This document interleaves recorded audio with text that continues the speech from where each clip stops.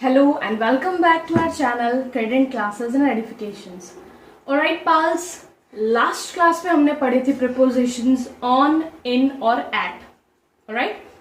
तो आज हम आगे की prepositions पढ़ने वाले हैं. Prepositions never die. Actually they don't have any end. है ना? Prepositions कभी खत्म नहीं होते. जितना पढ़ोगे उतने ही ज्यादा वो निकल कर बाहर आएंगे. तो pals I was discussing about prepositions. तो आज हम प्रिपोजिशन पढ़ेंगे, वो होगा सिंस, फॉर, अगो, बिफोर. ठीक है, आज हम 4 प्रिपोजिशंस के बारे में पढ़ने वाले हैं. तो पहले तो कंफ्यूजन होगी कि भाई कब से पाल्स पाल्स पाल्स बोल रही हैं. What is this पाल्स?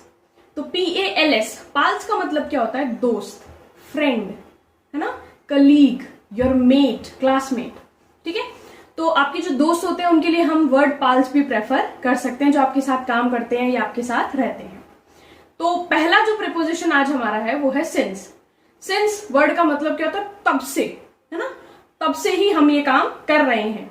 यानी कि सिंस का मतलब क्या होता है कि कुछ ऐसा है जो शुरू हुआ था काफी पुराने समय में और वो आज भी चल रहा है. ठीक है, तो ये होता है सिंस का मतलब. यानी कि something had started in the past and is still going on.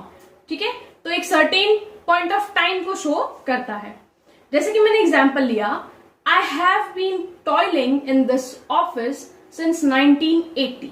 मैं इस ऑफिस में 1980 से टॉयल कर रही हूं. TOILING. टॉयलिंग का मतलब क्या होता है? वर्किंग, काम कर रही हूं. ठीक है, ओके. तो सिंस जो प्रिपोजिशन है वो सिर्फ और सिर्फ टाइम के रेफरेंस में ही काम करता है. इसका प्लेस, पोजीशन से कोई लेना देना नहीं है. ठीक है, तो सिंस जो है पुराने समय की बात को बताता है जो अब तक चल रही है और आगे चलती जाएगी. ठीक है, या it will end at certain point of time but we don't know when. ठीक है, तो दूसरा जो होता है प्रिपोजिशन वो है फॉर. अब फॉर प्रिपोजिशन जो होता है वो क्या करता है? एक certain period of time show करता है. सर्टेन पीरियड ऑफ टाइम कैसे? यानी कि एक ऐसा काम, एक जो क्या होता है, एक फिक्स टाइम पीरियड के लिए चलता है. यानी कि कुछ ऐसा है जो समय ले रहा है. ठीक है, कितना समय ले रहा है ये बताने के लिए हम किसका यूज करते हैं? फॉर प्रिपोजिशन का यूज करते हैं. अब कैसे? जैसे कि टाइम के रेफरेंस की बात कर रही हूं मैं, तो मैंने एग्जांपल लिया, I attended the session for a year only. मैंने जो ये सेशन है ये सिर्फ 1 साल के लिए अटेंड किया. अटेंड करने का क्या मतलब होता है? अटेंड वर्ड का क्या मतलब होता है कि आप कहीं गए और उसमें शामिल हुए, है ना. ऑलराइट. और यहां पर सेशन वर्ड का मतलब क्या होता है? कोई तरह का कुछ काम, एक ऐसी एक्टिविटी जो कुछ समय के लिए चलती है. ठीक है, तो मैंने जो ये सेशन था वो 1 साल के लिए किया था. ठीक है, दूसरा जो फॉर का यूज होता है प्लेस के हिसाब से जब बात की जाए, तो हमें किसी चीज का, किसी जगह का जब हमें यूज बताना हो तो हम क्या प्रेफर करते हैं? फॉर प्रिपोजिशन प्रेफर करते हैं. ठीक है, जैसे कि मैंने एग्जांपल लिया, this place is for shows and exhibitions. ये जो जगह है ये किसके लिए है? शोज के लिए है और एग्जीबिशंस के लिए है. शोज क्या, कौन से? एग्जीबिशंस कौन से? जैसे कि मैंने कहा musical shows, dance shows, magical shows, है ना. और एग्जीबिशंस जैसे साइंस एग्जीबिशंस और ज्योग्राफिकल एग्जीबिशंस. तो इन सब के लिए क्या होती है? एक पर्टिकुलर प्लेस होती है, उनको यूज किया जाता है उन प्लेसेस को. तो इन चीजों के लिए हम क्या यूज करते हैं?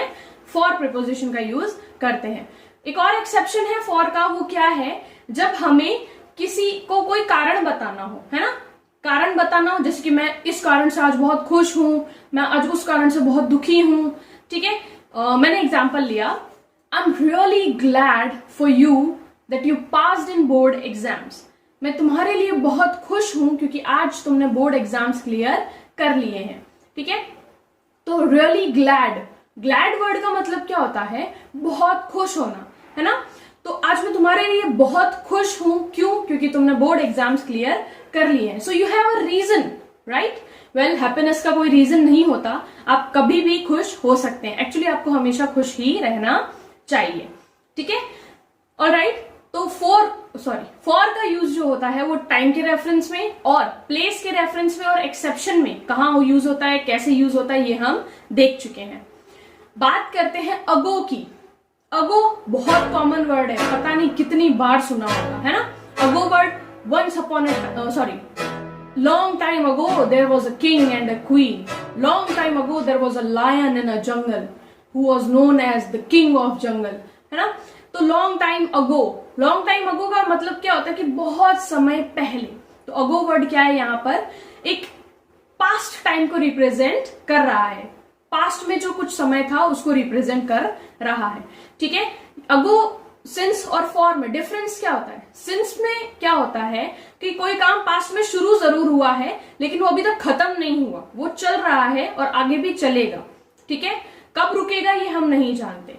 फॉर की क्या कंडीशन होती है कि कोई ऐसा काम है जो एक fix certain period of time के लिए चल रहा है, ठीक है, कि भाई इतने समय के लिए वो चला, ठीक है। और अगो में क्या होता है कि कोई चीज जो होती है वो पास्ट में शुरू तो हुई है पर अभी भी चल रही है या नहीं ये हमें नहीं पता, ठीक है। लाइक मैंने एग्जांपल लिया, I started working at the arcade 3 years ago।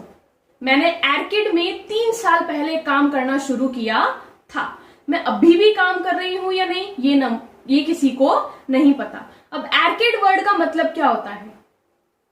Mall, है ना। शॉपिंग मॉल्स होते हैं, फूड मॉल्स होते हैं, बहुत सी ऐसी जगह है। मॉल में हमें लगभग हमारी जरूरत की सारी चीजें मिल जाती हैं। तो मॉल वर्ड के लिए हम जो दूसरा वर्ड यूज कर सकते हैं वो है आर्केड। ऑलराइट, तो अगो जो है वो भी सिर्फ और सिर्फ टाइम के रेफरेंस में ही यूज होता है, इसके कोई एक्सेप्शंस नहीं है। लास्ट जो हमारा आज का प्रीपोजिशन है वो है before. Before we talk about before, well this is nothing, alright। Before का मतलब क्या होता है? पहले, है ना। समय से पहले कोई काम का होना, समय से पहले किसी जगह पर पहुंचना, किसी जगह पर पहुंचने से पहले कहीं रुक जाना, है ना।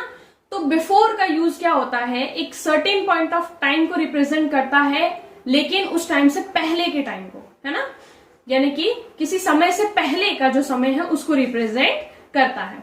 अब कैसे टाइम के रेफरेंस में बिफोर का यूज कैसे होगा? फॉर एग्जाम्पल मैंने लिया, यू हैव टू स्वे at the airport at least 2 hours before the flight, ठीक है। मैंने कहा तुम्हें अपनी फ्लाइट से 2 घंटे पहले एयरपोर्ट पर पहुंचना होगा। अब पहुंचना, मैंने सेंटेंस में रीच वर्ड तो यूज किया ही नहीं, तो मैंने कौन सा वर्ड यूज किया जो डिफरेंट था? एंड दैट इज स्वे, SWAY। अब स्वे वर्ड का मतलब क्या होता है? पहुंचना, टू रीच, ठीक है। तो बिल्कुल इसी तरह और भी कई सारे सिनोनिम्स हो सकते हैं, होते भी हैं, और हर वर्ड के एंटोनिम्स भी होते हैं, अपोजिट्स भी होते हैं। अब कौन सा वर्ड कहाँ कैसे यूज होता है, हम कैसे डिफरेंटली सेंटेंस को फ्रेम कर सकते हैं, ये सब हमारा ब्रेन हमें बताएगा, हमारी नॉलेज हमें बताएगी। ऑलराइट, तो यहां पर बिफोर द फ्लाइट, फ्लाइट के आने से 2 घंटे पहले तुम्हें कहां पहुंचना है? एयरपोर्ट पहुंचना है। टाइम के रेफरेंस में बिफोर का इतना ही यूज है। जब हम प्लेस की बात करें तो एक प्लेस को रेफर करने के लिए भी हम बिफोर को यूज करते हैं। जैसे कि मैंने कहा, get off the bus just before last station.